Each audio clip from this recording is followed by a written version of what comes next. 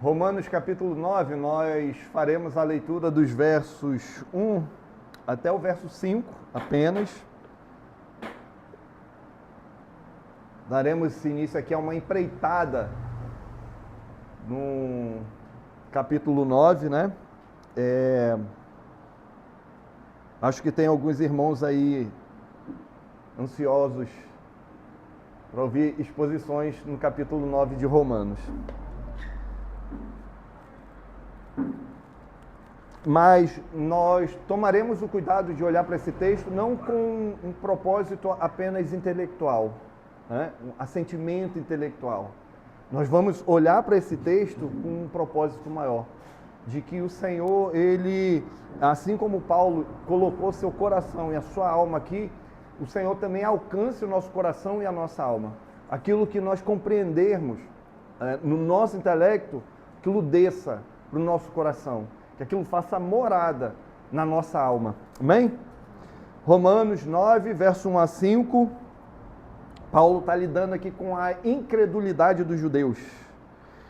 Digo a verdade em Cristo, não minto, testemunhando comigo, no Espírito Santo, a minha própria consciência. Tenho grande tristeza, incessante dor no coração, porque eu mesmo desejaria ser anátema, separado de Cristo, por amor de meus irmãos, meus compatriotas, segundo a carne. São israelitas. Pertence-lhes a adoção e também a glória, as alianças, a legislação, o culto e as promessas.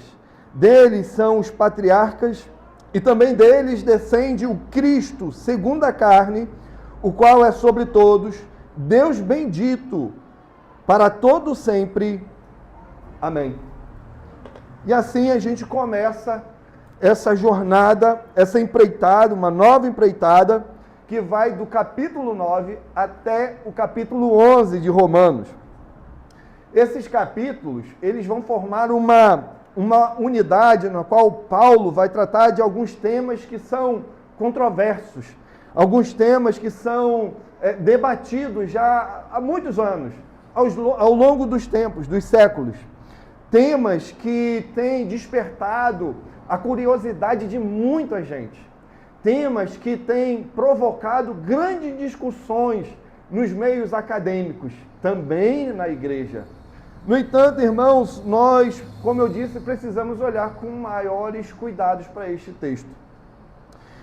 Esses textos, na verdade, 9 a 11, vão nos responder algumas perguntas, alguns questionamentos que são feitos.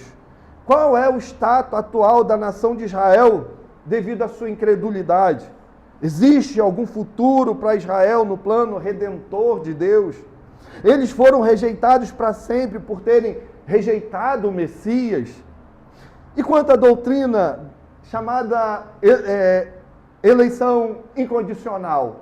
O que é que esse texto aqui tem a nos dizer? Deus é justo por escolher alguns para salvação em detrimento de outros? Como conciliar a soberania de Deus com a responsabilidade humana se ninguém resiste à sua vontade? Embora essas doutrinas sejam importantes, e de fato elas são, devemos encará-las como importantes. É necessário, irmãos, aqui de imediato focarmos no ponto principal que o apóstolo Paulo tem em mente aqui. O apóstolo Paulo aqui não é... O assunto principal do apóstolo Paulo aqui não é o presente ou o futuro de Israel como nação, nem primariamente a doutrina da eleição incondicional. O foco principal desses capítulos aqui é a fidelidade de Deus à sua palavra.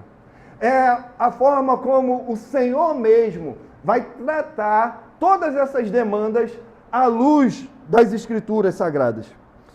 Israel, veja bem, era a nação pactual. Israel é conhecido como a nação do pacto, a descendência de Abraão, a quem foi prometido um Salvador, a quem foi prometido o nosso Senhor e Salvador Jesus Cristo. O problema no fundo desses capítulos, é que Paulo tem exposto um evangelho com o poder de Deus, como poder de Deus para a salvação, um evangelho prometido primeiramente a estes, primeiramente aos judeus. E a pergunta que parte daí então é: como é possível que Deus tenha enviado o seu Messias e o povo de Israel o tenha rejeitado? Como é possível que, se eles foram de fato alvos da graça e da bondade do Senhor, como é possível que eles rejeitem todo esse favor do Senhor? Toda esse privilégio que eles têm no Senhor. Isso não põe em questão o poder de Deus. Veja, eles recebem o poder, é prometido a eles, no entanto, eles ignoram isso. Portanto, há algo errado aí. Pode ter algo errado aí. Irmãos, Paulo vai dizer em Romanos, capítulo 1, verso 16, que não somente o Evangelho é poder de Deus para a salvação. Ele vai dizer lá que não somente o Evangelho é poder de Deus para a salvação a todo aquele que crê, mas também ele vai acrescentar aos judeus primeiramente e depois aos gregos. E como que podemos então explicar que durante os dias de Paulo, a maioria dos israelitas não acreditavam em Cristo? Como podemos explicar que durante os dias do apóstolo Paulo, a maioria dos israelitas não deram créditos a Cristo e continua sendo assim até hoje? Como pode isso? O plano do Senhor falhou. O Senhor, ele falhou nos seus intentos, nas suas intenções, no seu modo de agir, de trabalhar. Porque se de fato esse plano falha, se o nosso Deus, ele comete uma falha com o povo que foi beneficiado com ele, como nós podemos estar seguros diante de um Deus que falha? Como nós vamos sentir paz, segurança num Deus que falhou com seu próprio povo? E essa é a dificuldade que está por detrás desses capítulos. Essa é a dificuldade que o apóstolo Paulo vai enfrentar aqui. E isso é o que vai tirar a paz ou o sossego do apóstolo Paulo.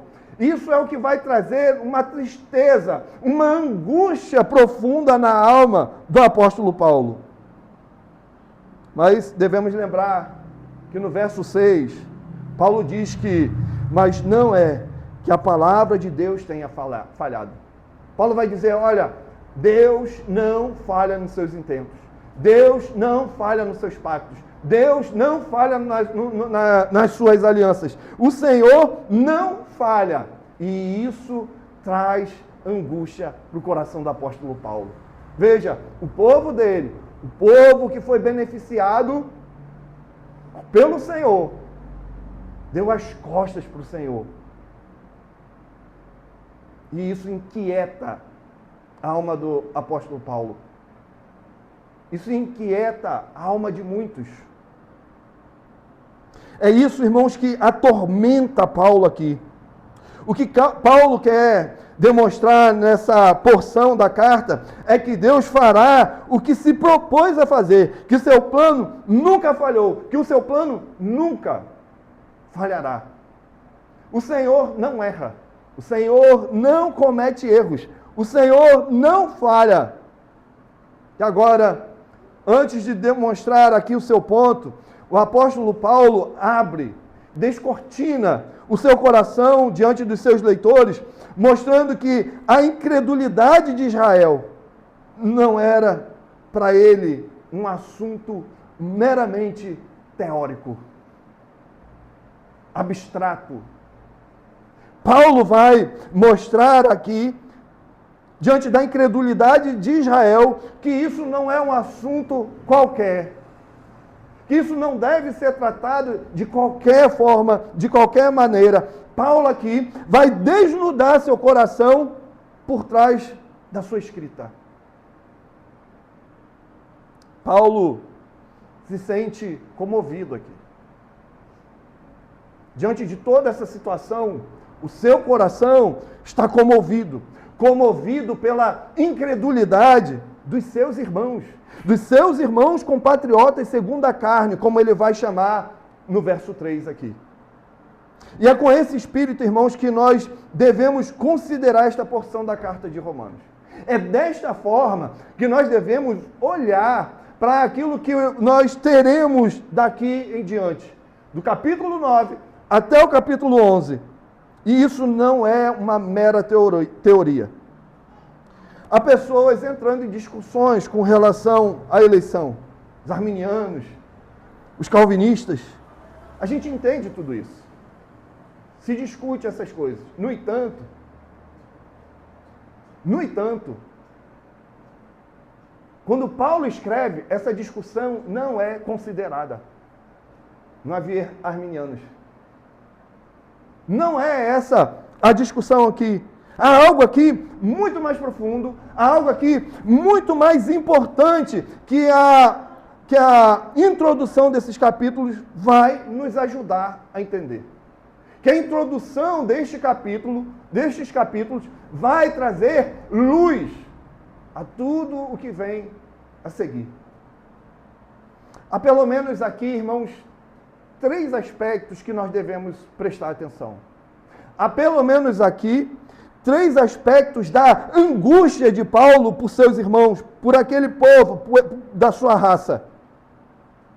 A sinceridade da angústia do apóstolo Paulo, a magnitude, a profundidade, a intensidade da angústia de Paulo,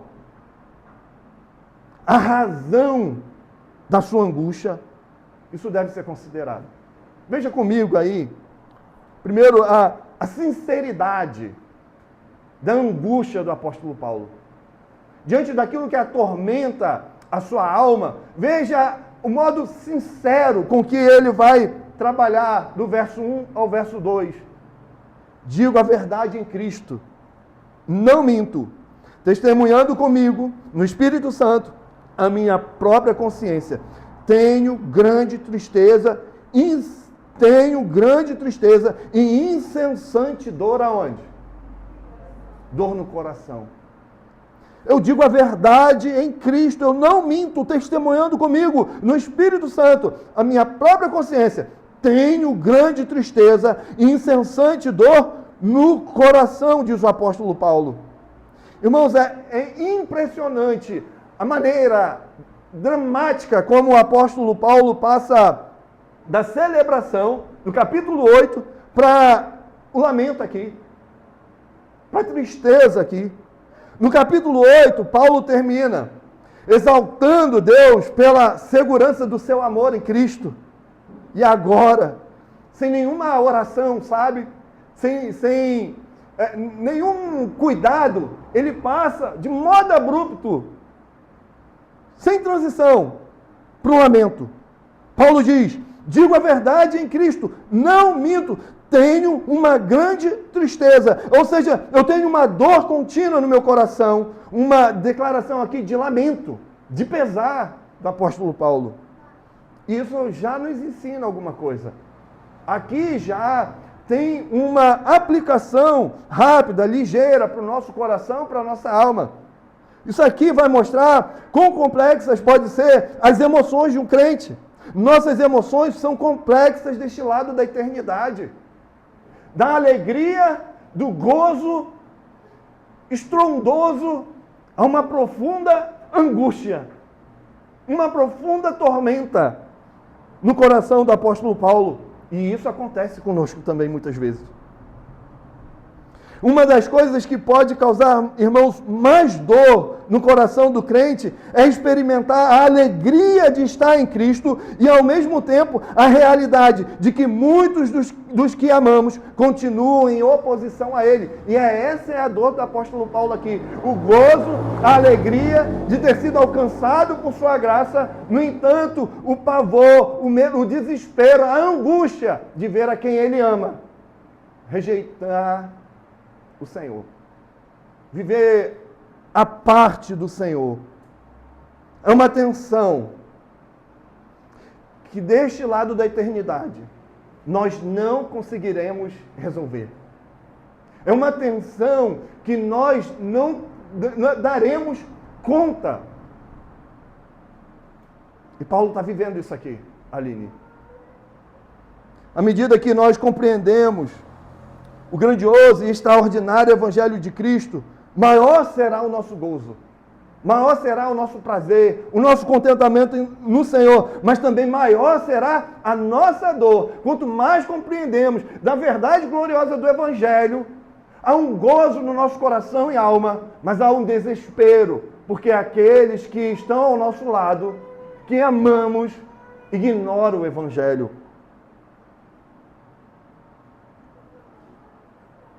Paulo acabou de dizer no final do capítulo 8 que não existe nada, né? Nada. Não existe absolutamente nada no universo que pode nos separar do amor de Deus que está em Cristo Jesus. Mesmo em meias tribulações, mesmo em meias aflições que temos que enfrentar neste mundo caído, somos, como diz Paulo, mais do que vencedores naquele que nos amou. Isso é uma bênção extraordinária. Mas esse entendimento da glória do Evangelho pode provocar em nós dor. Deve provocar em nós dor. Dor por aqueles que nós amamos e que não estão em Cristo. Dor porque aqueles que nós gostaríamos que fossem também alcançados pela mesma graça, assim não foram. A experiência de um crente não é apenas de alegria, embora também não seja apenas dor e angústia. Paulo vai concluir esses 3 capítulos aqui com aquilo que nós chamamos de, na teologia, de doxologia, uma nota de louvor ao Senhor. Na verdade, uma grande explosão de louvor ao Senhor manifestada no Evangelho. Ele vai fazer isso no capítulo 8, ele vai fazer isso no capítulo 11, dizendo assim: ó profundidade da riqueza, tanto da sabedoria como do conhecimento de Deus, quão insondáveis são os seus juízos e quão inescrutáveis os seus caminhos. Quem, pois, conheceu a mente do Senhor? Ou quem foi o seu conselheiro? Ou quem primeiro deu a ele para que lhe venha a ser restituído? Porque dele, e por meio dele, e para ele são todas as coisas. A ele, pois, a glória eternamente. Amém. Ele exalta o Senhor. Ele exalta o Senhor no capítulo 8. Ele exalta o Senhor no final do capítulo 11. E agora dor, lamento, pesar, tristeza, angústia. Paulo quer que os seus leitores aqui não tenham dúvida da sinceridade da sua dor. Ele quer aqui que os seus ouvintes originais não sintam dúvida da sinceridade das suas palavras. Digo a verdade em Cristo, diz Paulo, não minto. Ou seja, quando eu falo, faço como alguém que foi unido a Cristo pela fé. Não estou mentindo. Há uma dor, ela é real. Eu não minto, diz Paulo. E, irmãos, a mentira não é uma opção para o crente. A mentira não é uma opção para aquele que foi unido a Cristo. Quando um cristão fala, ele faz em Cristo, em união com aquele que é a verdade encarnada. Cristo é a verdade. Nosso compromisso é com a verdade. E Paulo está aqui comprometido com esta verdade. Dizendo, olha, eu sinto dor, a angústia. Por conta dos meus compatriotas. Por conta do meu povo. De gente como a gente. Mas que não creu no Evangelho. Paulo não mente. Ele diz aqui que a sua própria consciência dá testemunho no Espírito Santo de que não está se auto-enganando. Ele não está iludido aqui. Sabe? Não é um devaneio aqui do apóstolo Paulo. testemunhando comigo no Espírito Santo a minha própria consciência. Sabe, a dor, Ana Carolina, do apóstolo Paulo é real. A angústia que ele sofre no seu coração pela incredulidade dos seus irmãos, gente da sua raça, do seu povo, é real. E Paulo quer que os crentes de Roma saibam disso. Ele quer que os seus leitores originais tenham ciência disso. Especialmente os crentes judeus. Ele quer que eles saibam. Lembra? Paulo era o apóstolo aos gentios. E aqui na situação, muitos judeus poderiam acusar Paulo de se ter voltado contra eles. Muitos deles poderiam acusar Paulo de antissemitismo. E, de fato, algumas declarações do apóstolo Paulo pode pressupor isso. Pode levar a essa conclusão. Porém, irmãos, Paulo está sendo aqui absolutamente sincero. Eu sinto dor. Se há algo que me incomoda, é alguém que eu amo, está fora do Evangelho. Se há algo que incomoda a minha alma, a despeito de eu ter grande gozo e alegria por ter sido alcançado pela graça do Senhor, é ver aquele a quem eu amo longe do Evangelho, distante, à parte de Cristo. Então Paulo está aqui desnudando o seu coração para que vejam a dor dele, para que vejam a tristeza dele, para que sintam a angústia que ele vem sentindo aqui pela incredulidade do seu povo. Essa é a situação aqui do apóstolo Paulo. Agora, esse mesmo entendimento da glória do Evangelho, que deve provocar em nós profunda dor a quem amamos, caminha para uma outra direção. Porque Paulo vai mostrar aqui para nós, agora, a intensidade da sua dor.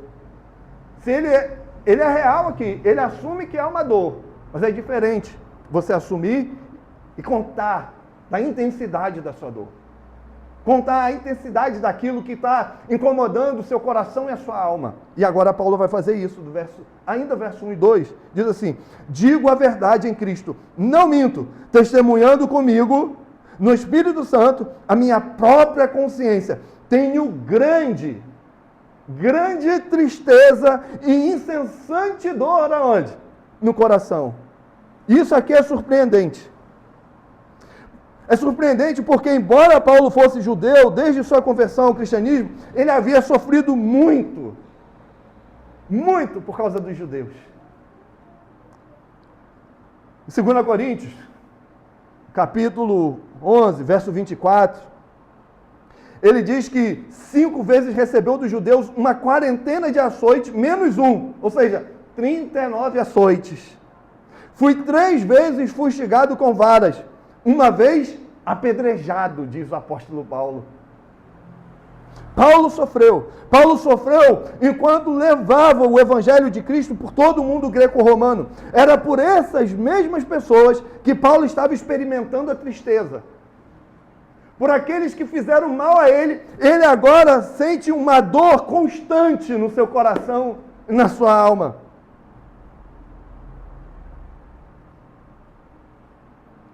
É por isso que eu disse no início que a dor do apóstolo Paulo não é apenas um assunto teórico, abstrato, mas é real. A angústia é profunda aqui. Irmãos, nós devemos pedir ao Senhor em oração que nos ajude a internalizar o que implica a perdição dos perdidos.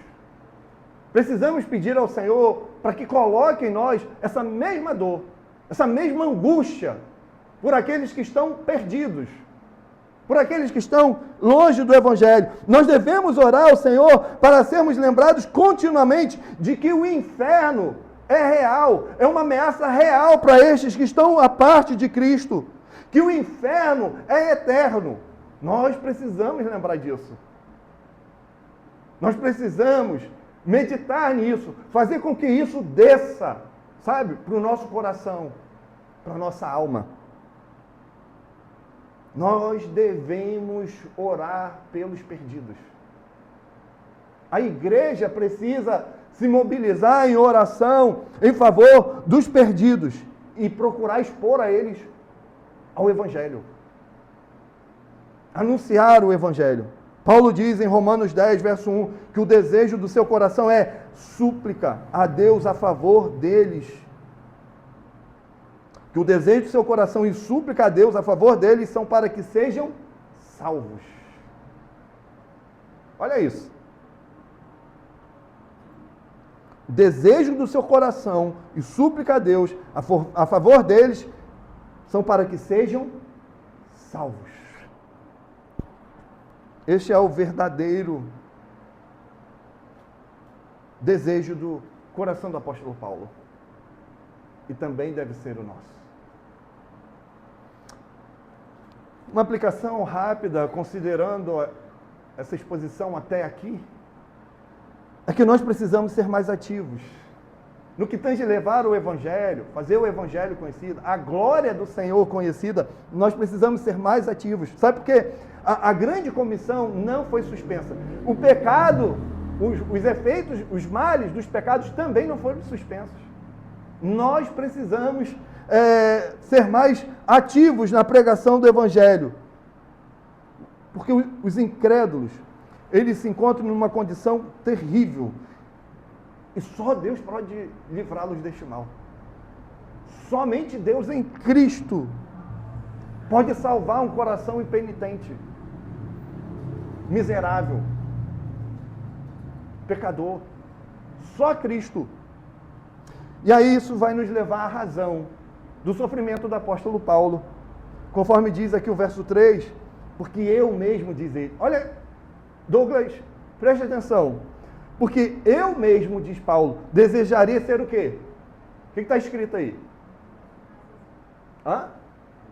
Verso 3. O que Paulo diz aí? Romanos 9, verso 3. Porque eu mesmo desejaria ser o quê? Anátema. Separado de Cristo, por amor de meus irmãos, meus compatriotas, segundo a carne. Porque eu mesmo desejaria ser anátema, separado de Cristo, por amor de meus irmãos, meus compatriotas, segundo a carne. Que declaração estranha. Estranha. O apóstolo Paulo, que foi alcançado pela graça de Cristo, agora está dizendo, eu preferia ser anátema. Eu mesmo desejaria ser anátema. Mas repare bem, porque ele faz uma conexão entre o desejo de ser anátema e ser separado de Cristo. A ideia de estar separado de Cristo é a ideia de estar sob a maldição de Deus. Isso que significa anátema. Entende? Ele faz aqui uma conexão entre o desejo de ser anátema e ser separado de Cristo. A palavra anátema pode significar dedicado à destruição. Vinícius se assustou aí. Dedicado à destruição. Mas sabe, Vinícius, essa palavra no Antigo Testamento não tinha uma conotação tão pesada, tão carregada, negativa. Era positiva. Podia se referir a algo dedicado ao serviço de Deus. E não apenas algo negativo. No entanto, com o apóstolo Paulo, a conotação vai ser sempre negativa. Paulo usa a palavra anátema com essa conotação pesada, carregada, negativa. Paulo está dizendo que os judeus rejeitaram o Messias, que eles rejeitaram aquele que voluntariamente tomou a nossa maldição na cruz, e por isso eles estão sob a maldição. Eles são como anátemas aqui. Paulo vai afirmar em Gálatas 3 que Cristo nos redimiu da maldição do quê? Da lei, tornando-se Ele mesmo maldição por nós, conforme a Escritura, maldito todo aquele que for pendurado em um madeiro. Irmãos, preste atenção. Só há duas alternativas quanto à salvação. Só há duas alternativas quanto à salvação. Ou estarmos em Cristo, ou estarmos fora de Cristo. Não existe outra possibilidade. Ou estamos em Cristo, desfrutando das bênçãos de Deus, ou estamos fora de Cristo, sob a maldição divina. Não existe outra saída. Em outras palavras, há apenas duas categorias de pessoas no mundo. Eu sei que os homens brigam, raça aqui, raça ali, mas há dois tipos de pessoas no mundo. Aquelas que foram libertas por Cristo da maldição da lei e aquelas que enfrentarão eternamente o castigo devido às suas transgressões. A angústia de Paulo era tamanha que, em uma hipérbole aqui, ele expressa que, se fosse possível, ele mesmo se separaria, repare, ele mesmo se separaria de Cristo para que seus irmãos israelitas fossem salvos. Algo semelhante a Cristo, que esteve disposto a ser abandonado pelo Pai, de receber toda a ira do Senhor na cruz para que pudéssemos ser salvos. Paulo está imitando o coração de Cristo. Paulo está imitando o Senhor. Nós não podemos esquecer, irmãos, quando o apóstolo Paulo diz aqui: eu digo a verdade em Cristo, eu não minto. Não minto. Desejaria, porque eu mesmo desejaria ser anátema, separado de Cristo. Não minto. Não minto. Um outro personagem que caminha pela mesma trilha é Moisés. Moisés, em Êxodo 32, chegou a pedir algo semelhante a Deus quando os israelitas pecaram com um bezerro de ouro. No versículo 31, Moisés disse ao Senhor: ora, o povo cometeu o grande pecado, fazendo para si deuses de ouro. Agora, pois, perdoa-lhe o pecado. Perdoa-lhe o pecado, senão risca-me, peço-te, do livro que escreveste. Senhor, diz Moisés, castiga-me com o castigo que eles merecem, mas livra o teu povo. É o que Moisés está pedindo aqui. É exatamente essa súplica de Moisés aqui. Só que, irmãos, tanto Paulo como Moisés, eles têm uma profunda preocupação com a glória de Deus. Há nesses homens uma profunda preocupação com a glória de Deus. Moisés, por exemplo, temia que a reputação de Deus fosse manchada se ele eliminasse seu povo do deserto. Aquele mesmo povo, sabe? Que recebe ordem do Senhor, sai, vai, caminhe, né? Vamos direcionar esse povo. Agora, fulminado pelo Senhor. Paulo aqui se preocupava também com a glória de Deus. Mas a preocupação dele é em termos da palavra do Senhor.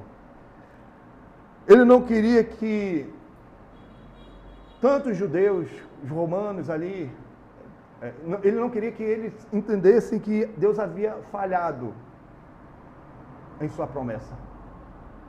Em ambos, no entanto, irmãos, vemos aqui uma preocupação constante com a honra de Deus e também um profundo amor pelo seu povo.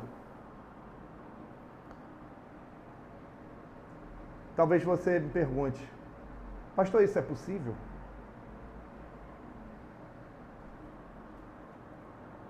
É possível que eles venham assumir a culpa em lugar do seu povo? E a resposta é: claro que não. Nunca. Nenhum ser humano pode fazer expiação do pecado do outro. Nenhum ser humano pode fazer a expiação pelo pecado de outro. Como Deus respondeu a Moisés: aquele que pecar contra mim, a esse eu riscarei do meu livro. Aquele que pecar contra mim, a esse riscarei do meu livro. E você acha que Paulo não conhece? Paulo conhece. Paulo sabe aquilo que está registrado em Êxodo. Ele sabia, irmãos, que nunca poderia ser separado de Cristo, nem sequer para que outros pudessem ser salvos. Paulo está usando aqui, eu repito, uma hipérbole. A ideia aqui é uma ideia exagerada do apóstolo Paulo para expressar aqui a profundidade da sua angústia, do seu tormento. Porque eu mesmo desejaria ser anátema, separado de Cristo. Uma hipérbole para expressar a sua angústia, para expressar o tamanho da sua dor de ver um compatriota dele longe, vivendo a parte de Cristo. O fato, irmãos, de que a maioria dos israelitas rejeitou Jesus e caminhava para a condenação eterna, era uma dor imensa para ele, especialmente diante dos grandes privilégios que pesavam sobre a nação, sobre este povo. Repara aí, verso 4. Como que ele começa aí? São o quê? Israelitas. Pertence-lhes o quê? Podem ler. Pertence-lhes. E também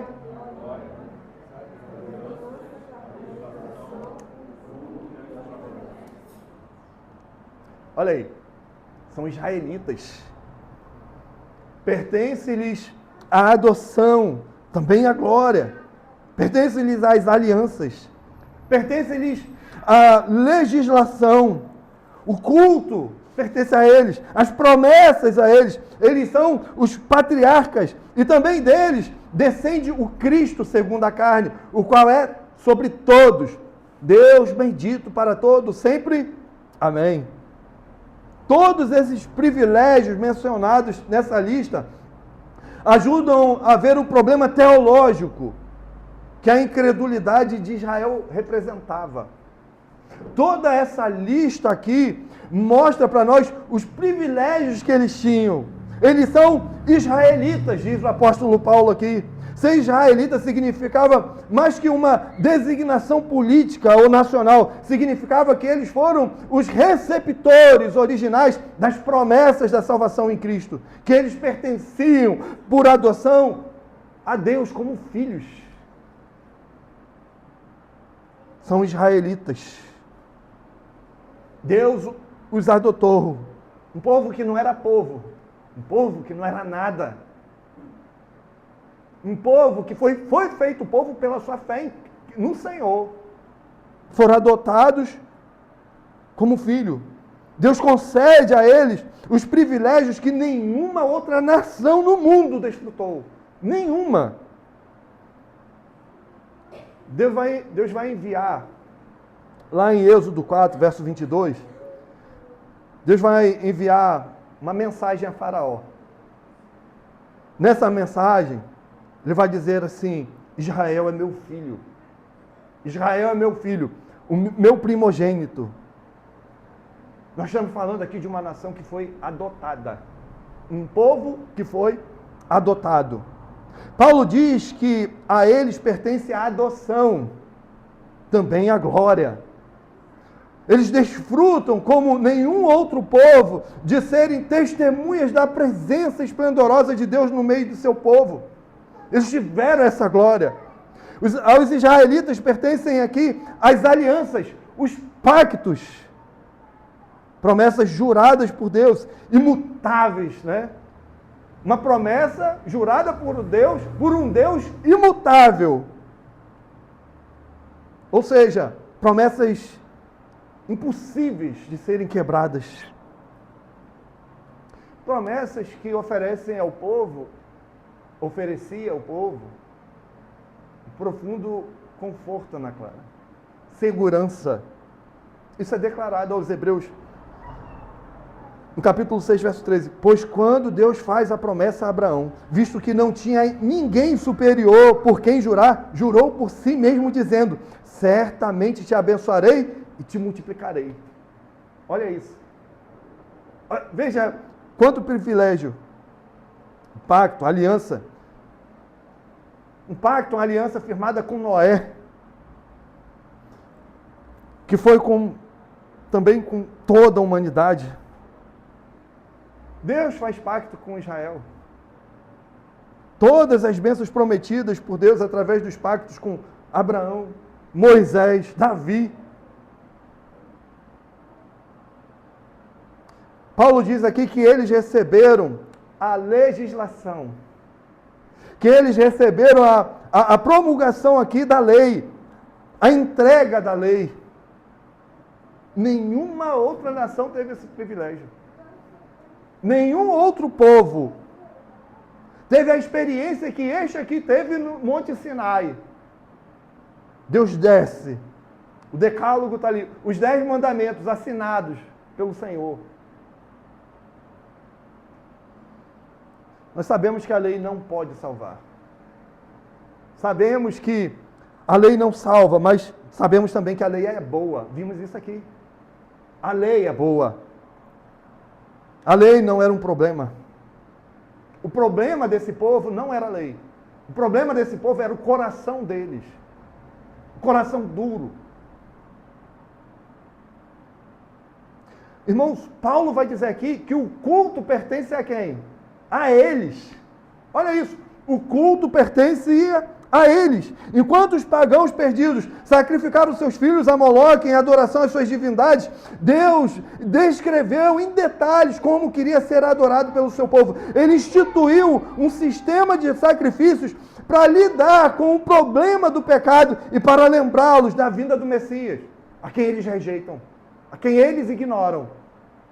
O Cordeiro de Deus que tira o pecado do mundo, exposto ali. E eles ignoram, meu irmão. Eles ignoram. Nenhum outro povo da terra teve esses privilégios. Nenhum. A eles, diz mais, Paulo pertence às promessas. A eles pertencem as promessas. As promessas contidas nos pactos de que apontavam para a pessoa e a obra do nosso Senhor Jesus Cristo. Eles eram descendentes dos patriarcas, Abraão, Isaque e Jacó, homens com quem Deus fez um pacto de pura graça. Deus disse ao patriarca Abraão que o abençoaria através dele toda a sua descendência e todas as famílias da terra. Percebe? Não era qualquer coisa. No capítulo 11, verso 28, Paulo tratando da salvação de Israel, ele vai dizer o seguinte: quanto ao evangelho, são eles inimigos por vossa causa, quando porém a eleição, amados por causa dos patriarcas, porque os dons e a vocação de Deus são irrevogáveis. Paulo conclui, irmãos, esta lista aqui de privilégios, dizendo que deles descendem o Cristo segundo a carne, o qual é sobre todos, Deus bendito para todo sempre. Amém. O nosso Senhor Jesus Cristo, em sua natureza humana, nasceu da descendência de Abraão. Esse foi o clímax dos privilégios. Cristo judeu, nascido ali, descendente de Abraão. Mateus capítulo 1, verso 1 vai nos lembrar isso. O livro da genealogia de Cristo, de Jesus Cristo, filho de Davi, filho de Abraão. O mais extraordinário é que Cristo não era apenas homem. Cristo não era apenas homem. Cristo, que nasceu em Israel, está sobre todas as coisas. É o Deus bendito para todo sempre. Esse Deus que tantas vezes manifestou sua glória no meio do seu povo, assumiu a natureza humana com sangue judeu para vir salvar-nos dos nossos pecados. O Deus da glória veio salvar-nos assumindo a nossa culpa na cruz, através dos judeus, através de Israel. Irmãos, isso é precisamente o que angustia o coração do apóstolo Paulo. Todo o sofrimento, toda a angústia do apóstolo Paulo está aqui.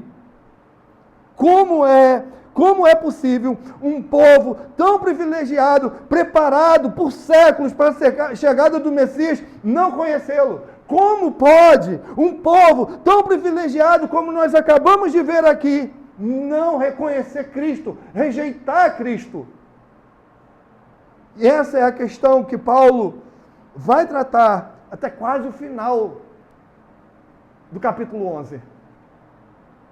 Paulo vai demonstrar que, ao contrário do que poderíamos pensar, Deus levará a cabo o seu plano de uma forma surpreendente para salvar os descendentes de Abraão que ele se propôs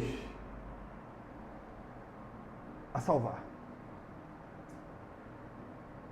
Ele vai salvar quem ele propôs de salvar.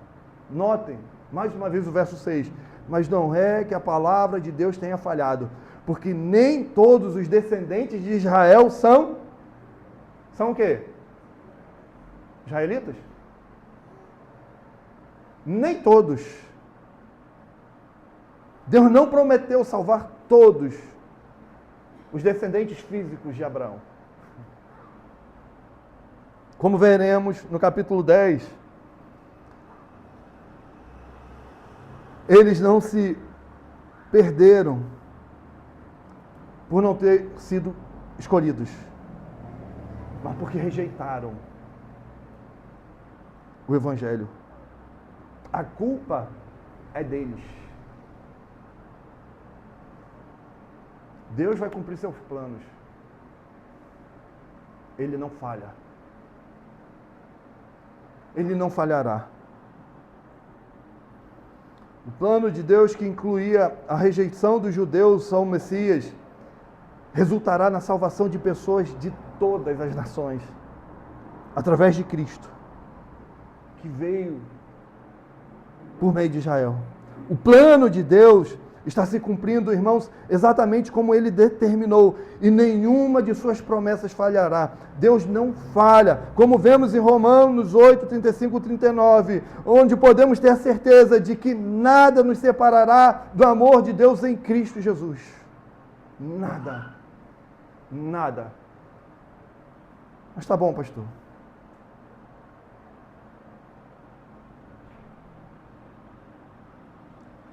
Como aplicar isso tudo? Como que a gente tira proveito de toda essa exposição? O que levamos para casa? Irmãos, primeiro, é que o Evangelho não é antissemita. Nós devemos orar pela salvação de Israel e nos empenhar em levar o Evangelho a eles, bem como a outros países. Pois a salvação só vem por meio de Cristo.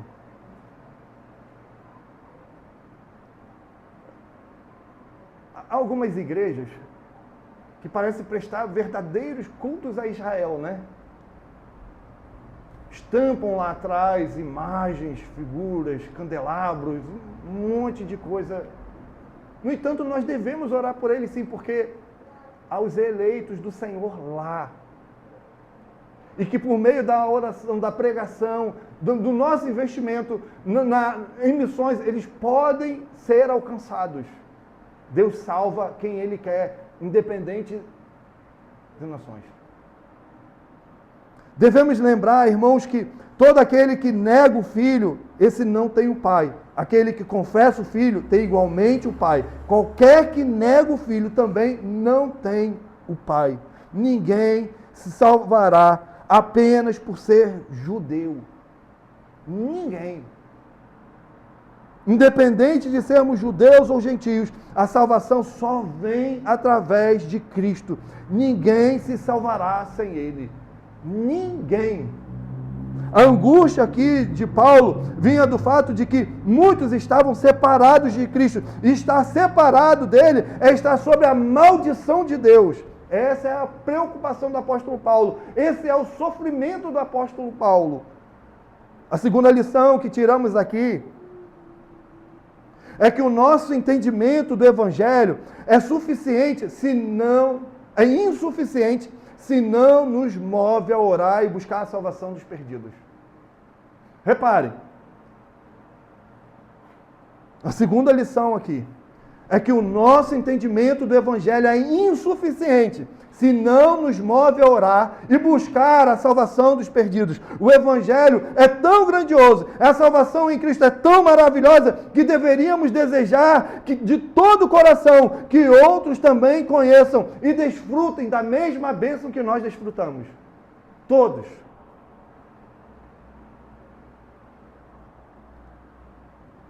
Irmãos, mesmo que você não tenha as mesmas oportunidades para compartilhar o Evangelho, peça a Deus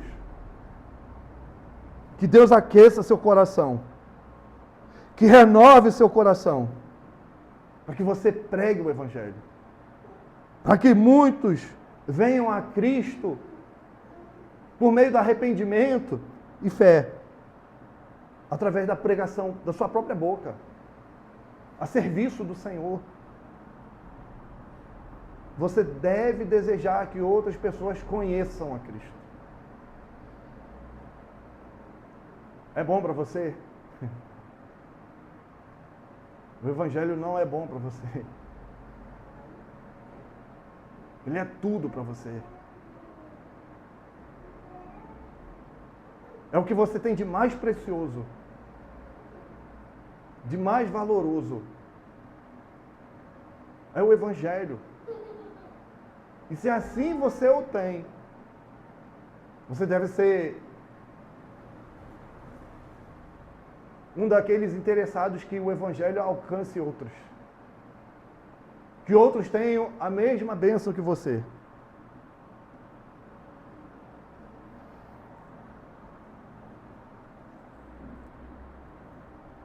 Esse texto aqui nos mostra também que a vida cristã é paradoxal.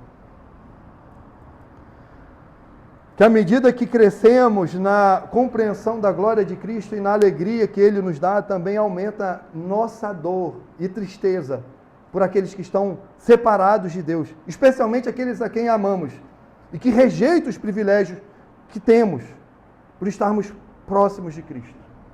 A mesma alegria que você deve ter por ter sido agraciado com o Evangelho, deve ser a dor que você tem por aqueles que não têm do Evangelho. Pessoas que vocês amam, que vocês querem bem. Essa dor, paradoxalmente, deve aumentar em nós a alegria, porque nos lembra que se não fosse pela pura graça, pela misericórdia de Deus, nós estaríamos no mesmo estado de cegueira espiritual daqueles que rejeitam o Senhor. Reconhecer isso deve nos motivar a buscar a salvação para os perdidos e valorizar ainda mais a graça que nós recebemos em Cristo.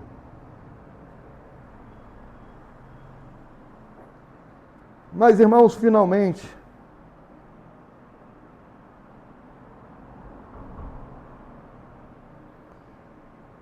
se você está causando tristeza, veja que a ideia aqui agora é inverter e alcançar o coração de alguém que porventura esteja causando tristeza a seus familiares, aos seus amigos cristãos, por estar separado de Cristo. A pregação aqui te convida a abandonar a rebeldia e aceitar o presente gratuito que Deus oferece em Cristo, por graça, mediante a fé. Eu preciso te lembrar que não há salvação a parte de Cristo. Mas preciso te lembrar também que nele há reconciliação, que nele há adoção. que nele há perdão para todos que confiam exclusivamente nele, para o perdão de seus pecados e a vida eterna. É possível que tenha alguém aqui em nosso meio que, assim como os judeus causavam essa dor para o apóstolo Paulo, aqueles que eram da sua própria casa, é possível que aqui haja em nosso meio pessoas que causem dor aos familiares, aos amigos, aos irmãos da igreja, por estar longe do Evangelho. E o convite aqui é um convite à graça de Cristo. É um convite para que você se renda. Que você deposite toda a sua fé e esperança naquele que é o Salvador da nossa alma, Cristo. A nossa esperança. Entre dor e esperança. A jornada do cristão em Cristo é essa: sofrimento e gozo. Sofrimento por aqueles que estão perdidos. No entanto, um grande gozo e alegria por ter sido achado pelo nosso Senhor e Salvador. Amém? Entre dor e esperança, a jornada do cristão em Cristo é essa: sofrimento e gozo. Que o Senhor aumente em nós o gozo, mas que o Senhor também perturbe a nossa alma, como perturbou a do apóstolo Paulo, aumentando o nosso sofrimento por aqueles que estão longe, distantes de Cristo Jesus. Vamos orar? Jael, nos conduz em oração, meu irmão.